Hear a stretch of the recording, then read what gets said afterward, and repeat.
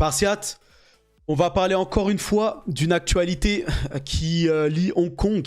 Incroyable, hein, décidément. Mais voilà, une nouvelle idée avec un stablecoin qui serait backé par l'USD ou l'USD par le dollar, ou en tout cas payé par le dollar, mais qui serait géré en Asie. Donc là, c'est assez original. Et c'est First Digital qui dévoile l'USD stablecoin, alors que les règles de cryptographie de Hong Kong donc, entrent en vigueur. Donc Hong Kong, là, vraiment, tout se passe là-bas en ce moment. Et voilà, le stablecoin est émis par une fiducie enregistrée appartenant à First Digital. Donc très bien. First Digital Group, donc, a annoncé aujourd'hui le lancement d'un stablecoin USD, le FDUSD. Donc le stablecoin est émis sur Ethereum et BNB, donc la Binance Smart Chain, a déclaré un porte-parole à Coindesk, affirmant que First Digital est en pourparlers avec toutes les principales bourses pour une cotation. Vous voyez? Donc First Digital indique que le FDUSD est soutenu par des réserves de haute qualité, de trésorerie et d'équivalent de trésorerie dans des institutions financières réglementées en Asie, et sera émis par First Digital Trust, une société de fiducie enregistrée en vertu de l'ordonnance sur la fiducie de Hong Kong. Donc voilà, un stablecoin américain, qui est payé par le dollar américain, mais qui va être géré voilà, par des institutions en Asie, à Hong Kong, plus précisément. Une partie des exigences de l'ordonnance sur les fiducies de Hong Kong consiste à conserver toutes les réserves dans des comptes séparés, ce qui empêche le mélange d'actifs.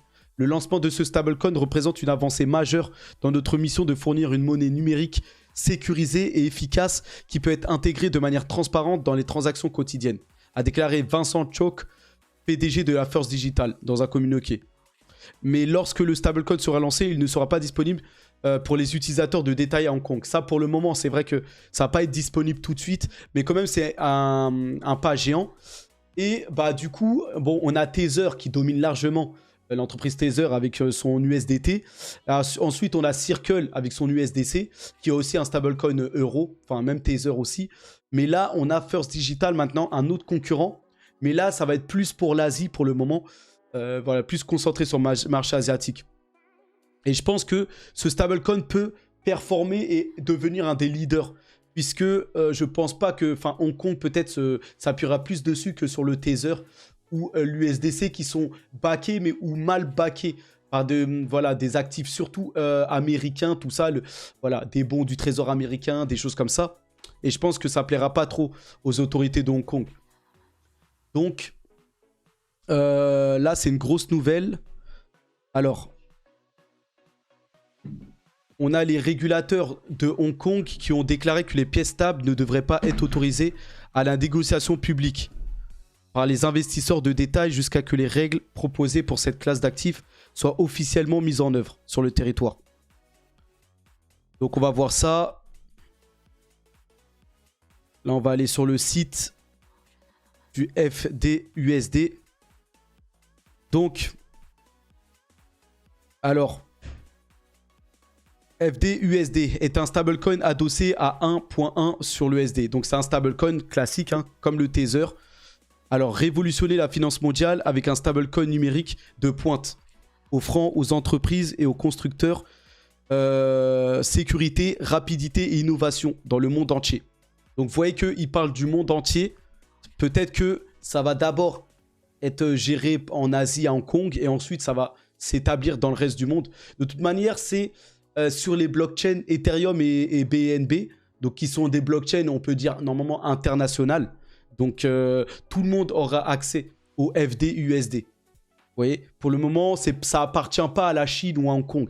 Mais c'est un stablecoin qui est démocratisé, mais qui va être géré pour le coup, c'est là la différence, par voilà, une fiducie en Asie, à Hong Kong, plutôt que backé par des entreprises américaines, en fait. Donc, réécrire l'avenir avec les premiers laboratoires numériques. Alliant stabilité et innovation, c'est First Digital Labs. Nous nous engageons à gagner la confiance en offrant une transparence, une conformité et une sécurité sans faille, soutenue par une technologie de pointe. Nous avons pour mission de propulser le secteur financier dans une nouvelle ère de la finance et de remodeler le paysage financier mondial.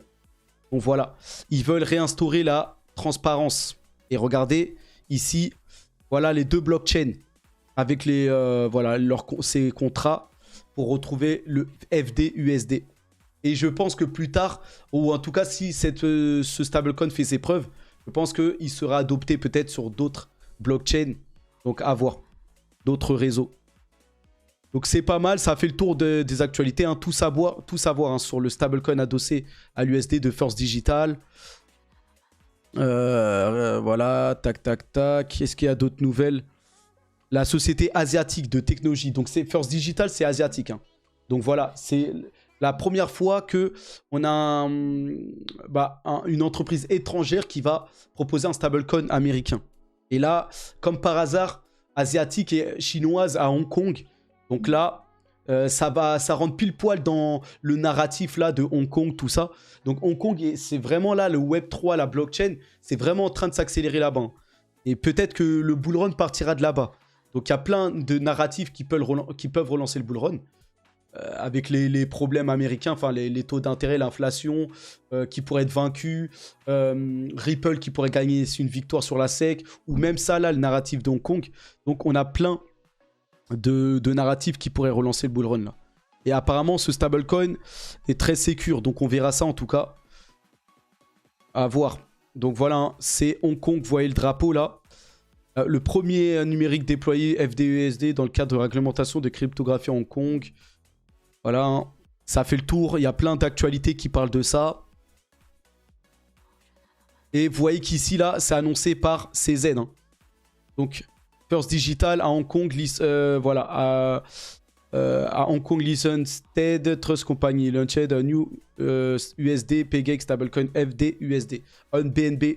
Donc, même CZ hein, en fait l'annonce. Donc, le premier stablecoin à Hong Kong lancé avec l'aide de la BNB Chain et la Ethereum. Donc on verra. Annoncé par CZ. Parfait. Donc voilà par rapport à tout ça. Bon, pour le moment, il n'y a pas encore de données sur CoinMarketCap. Vous pouvez le retrouver. Hein. Vous tapez FDUSD en ticker et vous pouvez retrouver ça. Pour le moment, il n'y a pas grand-chose dessus. Il y a un Twitter, je pense. Voilà. Je vais le suivre aussi. Donc, vous avez les premiers articles qui sortent ici, là. Donc, c'est tout nouveau. Hein. C'est vraiment tout nouveau. Il faudra suivre ça de près. Mais en tout cas, c'est pas mal. Donc, voilà. Et pour continuer ce narratif de la Chine qui est partout, eh bien, Elon Musk, en tout cas, lui, fait ses affaires là-bas. Elon Musk a conclu sa première visite en Chine depuis des années. Voici ce que le PDG de Tesla était en train de faire, tout ça. Donc, il était en train de négocier par rapport à Tesla, tout ça. Il fait ses affaires hein, en tant qu'entrepreneur, homme d'affaires. Il est y allé s'assurer que, justement, la Chine, c'est le plus grand marché automobile mondial. Et c'est un marché important pour les véhicules électriques. Et Elon Musk, pour le coup, qui a de la concurrence là-bas. Avec BYD, NIO, XPeng, Li Auto. Ça en fait des concurrents pour... voilà. La Chine va dominer hein, le secteur des véhicules électriques. Mais Tesla est bien reconnu et est un leader déjà. Et va se confronter à toutes ces autres marques d'automobiles. Mais Elon Musk a bien compris que la Chine est très très importante. Donc voilà, la Chine commence à prendre énormément d'ampleur et peut compter sur d'autres pays pour casser l'hégémonie du dollar et des États-Unis, leurs plus grands rivaux. Donc le président ici, brésilien Lula, propose une monnaie commune pour les pays d'Amérique du Sud afin d'abandonner le dollar américain. Bonne initiative, attention quand même à Lula. Le dernier, en dehors de la Chine qui grappille mais sans se faire trop de bruit, on avait déjà quelqu'un qui avait essayé d'unir un continent pour, avec une seule monnaie, une monnaie unique, justement pour s'échapper du dollar. C'était Kadhafi. Et Kadhafi, on sait ce qui lui est arrivé à force de faire ça. Bon, Lula, là, on est dans une autre époque, on va dire, plus moderne. Enfin, Lula, là, il peut se permettre ses initiatives. Il est très conscient hein, de ce qui est arrivé à Kadhafi, tout ça. Mais il peut se permettre, puisque cette fois, c'est plus la même chose. Et là, il a le soutien des BRICS, d'une grosse alliance qui s'est créée. Et il ne sera pas tout seul. Là, les manigances américaines ou les complots contre un président seront vus de très loin. Là où, à l'époque, Kadhafi était bien seul. Et voilà, il s'est fait chasser par Sarkozy, enfin les Européens, enfin par les Occidentaux en entier. Et là, donc là, ça pourrait le faire. Donc on verra. Mais l'heure du dollar touche petit à petit à sa fin. Donc là, ici, vous le voyez, hein, c'est en chute libre et le dollar se perd de plus en plus. Et là, au vu comment ça part, bon, d'ici 2030, là, c'est quasiment fini. Hein. C'en est quasiment fini pour le dollar. Si on regarde la suite, là, vous voyez que d'ici 2030, allez, 2035 peut-être, on sera tout en bas, là. Donc le dollar se meurt. Et il y aura d'autres nouvelles monnaies. Hein. Les BRICS sont en train de fabriquer de nouvelles monnaies. Le Brésil accompagne l'Amérique latine pour de nouvelles monnaies. Voilà. Ça, on va être plutôt dans un monde assez multipolaire. Vous voyez ? Et avec plein de nouvelles monnaies, tout ça, qui vont se marier avec les stablecoins, justement. On ne sait pas encore qui va dominer dans les actifs, les devises de transaction pour effectuer des paiements quotidiens, tout ça. Est-ce que c'est les cryptos, mais est-ce que c'est les cryptos, les stablecoins? Est-ce que c'est le Bitcoin? Voilà. Est-ce que c'est les CBDC? On ne sait pas. On ne sait pas encore vraiment comment le futur du paysage va se dessiner. Mais en tout cas, voilà. On voit qu'il y a des alternatives au dollar. Donc, sinon, dans le reste de l'actualité, j'ai déjà fait une vidéo, mais je résume encore le SP500 qui monte. Hein. Pour commencer, ces négociations en juin. Donc, on vient de rentrer, on est le 1er juin. Et ça, on commence dans le vert. Et c'est grâce à la loi sur la dette publique, là. Le plafond de la dette, l'accord qui a été trouvé hein, et qui a été même voté et validé par le Sénat. Donc, on n'a plus ce souci-là d'un défaut de paiement. Là, ils sont en train d'accélérer les choses pour que ça passe avant la date du 5 juin. Donc, voilà, comme d'habitude, au dernier moment, ça s'est fait, tout ça. Et c'est ça qui fait monter les marchés financiers. Mais il n'y a pas que ça. On va voir d'autres choses. Donc, bon, le projet de loi sur le plafond de la dette est donc adopté à la Chambre et avancé au Sénat quelques jours avant la date limite. Donc ça, pour le coup, c'est fait. Les négociations, voilà. Les Américains vont encore s'endetter, comme d'habitude. Voilà. Mais il y a une autre nouvelle qui fait monter les marchés, très importante. Et donc, c'est par rapport à la hausse des taux d'intérêt et pour combattre l'inflation. Et là, on a une bonne nouvelle qui sort là. Et peut-être la Réserve fédérale devrait ignorer la hausse des taux d'intérêt lors de sa prochaine réunion en juin, signalant les responsables. Donc on aurait peut-être la Réserve fédérale qui ferait une pause dans sa hausse des taux au mois de juin là. Donc les 13 et 14 juin, on devrait avoir une nouvelle décision sur la hausse des taux ou pas.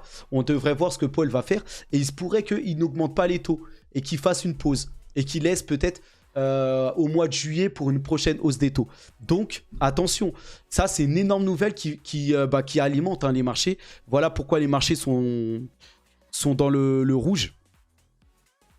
Et donc, on va voir. C'est assez intéressant à scruter. Mais si ça s'en venait à là, et qu'on aurait une pause, je pense que les marchés accueilleraient ça de très bonne manière. Et les marchés iront plus haut. Donc, aujourd'hui, là, dans l'ensemble, on n'a que des bonnes nouvelles. Et c'est pour ça que les marchés, on va aller voir ça, hein, que les marchés américains sont en hausse. Donc on va voir, là c'est en Europe, vous voyez que c'était dans le vert, ici. Et aux États-Unis, regardez, hein, le Nasdaq plus 1%, le SP500 plus 0,92, le Dow Jones plus 0,61.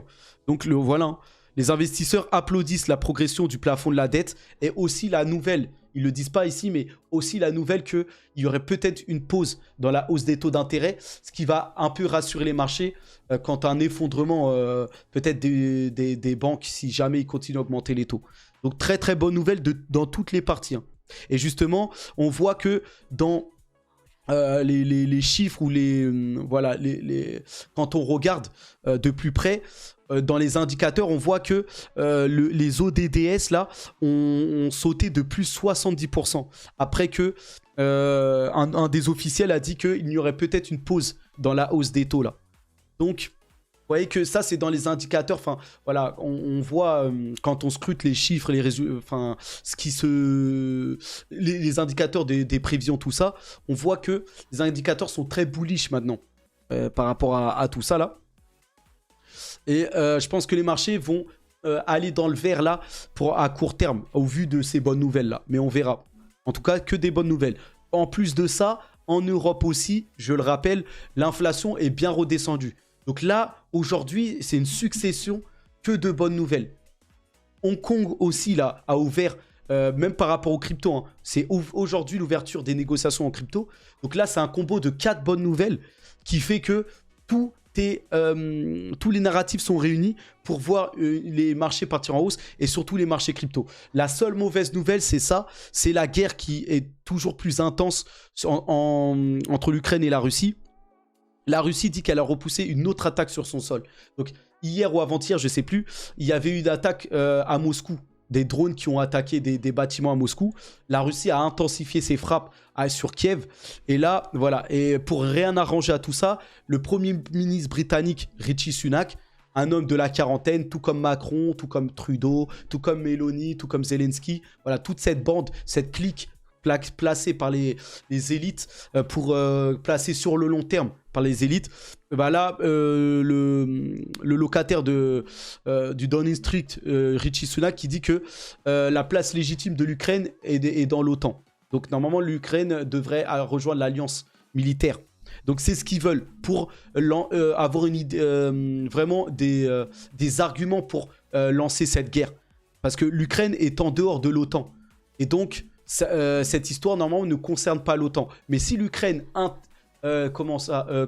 intègre l'OTAN, eh bien, bah, là, l'OTAN se devra d'intervenir. Et c'est ce qu'ils veulent, je pense, tous ces gars-là. Au lieu de calmer, d'aller dans les négociations, ils veulent toujours plus provoquer la Russie. Donc malheureusement, voilà. Ça c'est la seule mauvaise nouvelle. Et ça va juste fragiliser l'Europe, tout ça. Parce que les États-Unis, eux, vendent les armes. Ils sont très loin de tout ça. Et les États-Unis, eux sont plutôt concentrés en ce moment à lancer une autre guerre vers le Kosovo, tout ça, là, dans les pays Balkans. Parce que là, ils voient que l'Ukraine n'a pas eu l'effet escompté sur la Russie. Donc eux, ils sont déjà planchés sur d'autres guerres. Là, ils essaient de chauffer aussi la Chine par rapport à Taïwan. Donc voilà comment les Américains interviennent pour essayer d'affaiblir leurs ennemis, là. Donc voilà. Allons sur les cryptos. Et les cryptos, vous voyez que on voit de plus en plus de vert. Ce qui est logique par rapport à tout ce que je vous ai dit à l'instant, là. Donc c'est très bien. Ici, on a le Bitcoin là qui est range un petit peu, mais qui devrait peut-être dans un second temps performer. Donc on va voir XDC qui est là. PP qui remonte un petit peu, voilà. Dans l'ensemble, voilà, Litecoin, Render qui performe un petit peu. Bon, dans l'ensemble, le Bitcoin n'a pas trop fait de mouvement. Donc on attend peut-être des catalyseurs. Ce qui se passe à Hong Kong pour le moment n'a pas trop impacté, on dirait, les marchés crypto pour le moment. Et donc voilà. Mais en tout cas, quand on regarde les charts, tout se réunit. Hein. Tout se réunit pour que le Bitcoin rebondisse sur des grosses zones de résistance là et aille chercher plus haut. Donc on y est là. Ici, ça se voit pas trop sur ce chart. Malheureusement, là, le traducteur de Twitter, là, ne fonctionne pas. Donc, pour le moment, je ne pourrais pas donner des détails par rapport à tout ça. Mais bon, les images parlent d'eux-mêmes.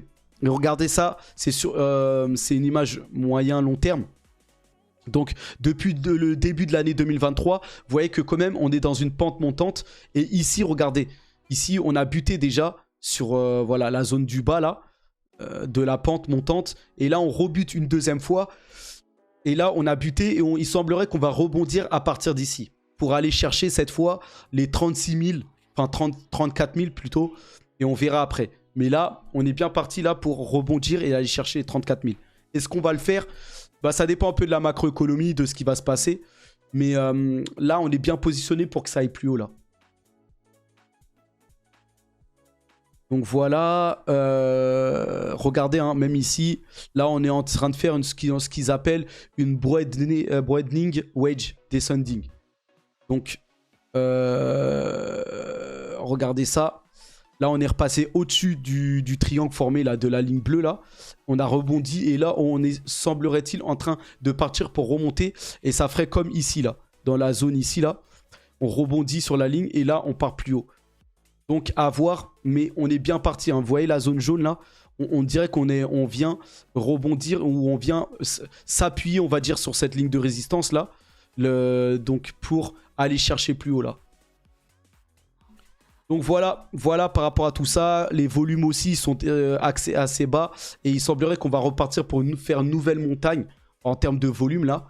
Le MVRV Z Score qui va exploser, je pense. Parce que regardez, hein, à chaque fois qu'on sort des ronds là, on ferme une montagne. Ici aussi, on est parti en montagne. Ici aussi. Et là, regardez. Là, on sort de là. Et certainement, on va commencer une nouvelle montagne.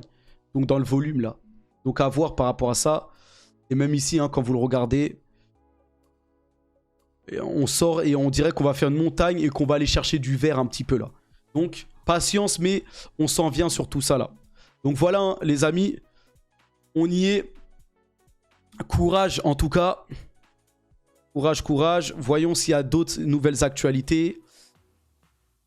Multiverix qui se prépare pour une nouvelle. Regardez ici, hein. Toujours la même chose. C'est toujours pareil. Donc on va voir. Normalement, on devrait faire comme les autres fois là.